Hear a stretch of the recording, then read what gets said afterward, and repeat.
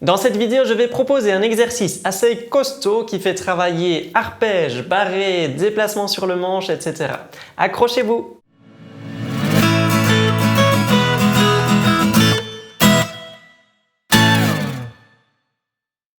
Salut à tous, c'est Robin Meis. En ce moment, je pratique beaucoup une œuvre d'Agustín Barrios qui s'appelle Estudio de Concierto. Dans ce morceau virtuose, j'ai remarqué qu'il était parfois possible de reprendre certains passages pour en faire des exercices techniques. C'est assez logique vu que les études se distinguent souvent pour leurs difficultés techniques. Voici le passage en question sur lequel je vais partir pour l'exercice.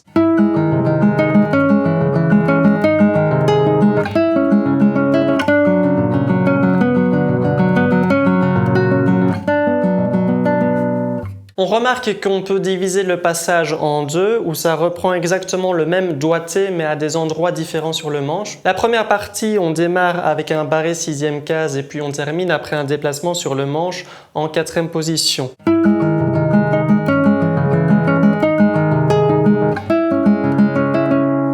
Et puis, la deuxième partie, on redémarre de la 4e position en ajoutant un barré. On rejoue exactement les mêmes doigtés et on termine après un déplacement sur le manche en 2e position.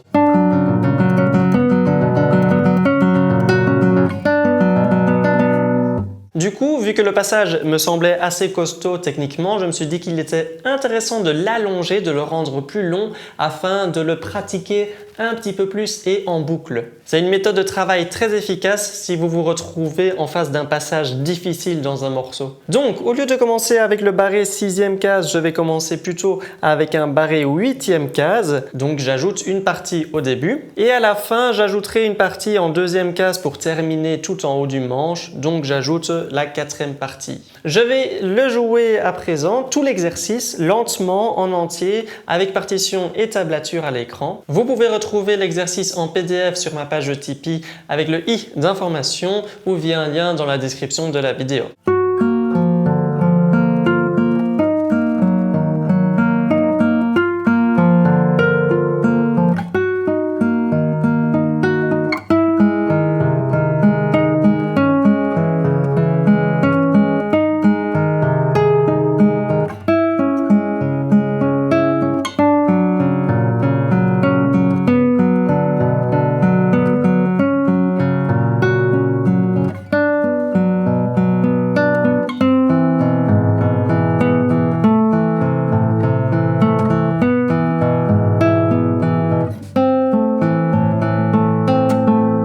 Et puis on peut recommencer,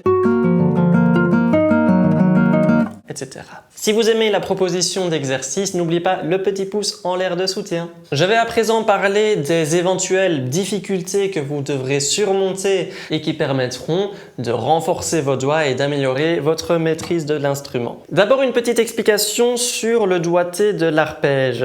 Le compositeur propose en général A, M, I, P, I, M, A, M pour le motif principal et puis quand on a des arpèges strictement descendants, c'est A, M, I, P tout simplement. Dans cette proposition, chaque doigt s'occupe d'une corde différente, donc vous pouvez vous entraîner sur les 4 cordes à vide aiguë. Pour commencer, voici l'exemple.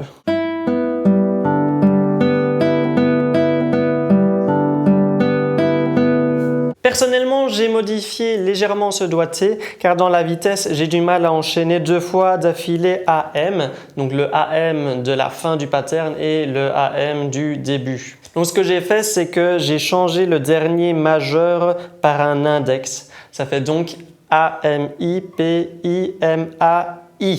Vous pouvez également essayer sur des cordes à vide, mais attention ici, on n'a pas un doigt par corde car l'index voyagera d'une corde à l'autre.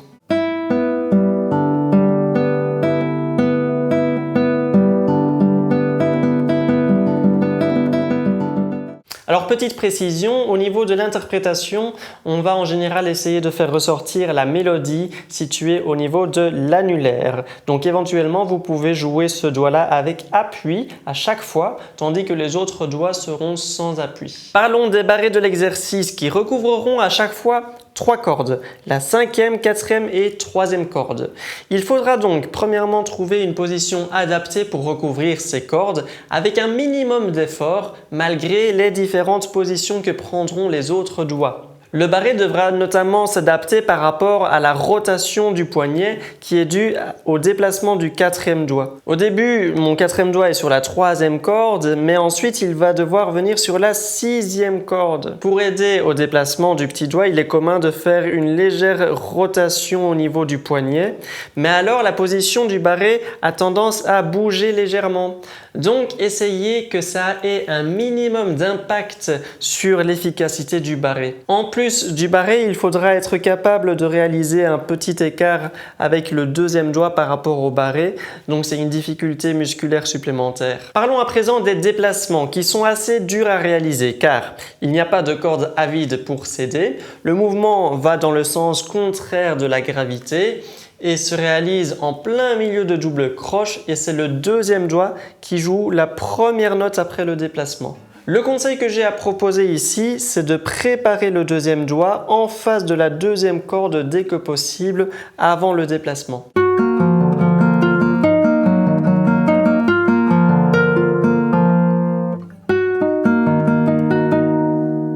Donc on peut imaginer de se servir de la deuxième corde comme rail, ce qui facilite le déplacement car on sécurise déjà le changement de corde pour le deuxième doigt. Et voilà, c'est en le travaillant en boucle, d'abord lentement et puis de plus en plus vite avec métronome que je suis parvenu à améliorer la rapidité de ma main droite et adapter la force et la précision de ma main gauche. Petit pouce en l'air si vous avez aimé la vidéo, abonnez-vous pour suivre le contenu de la chaîne et on se voit dans une prochaine vidéo. Ciao!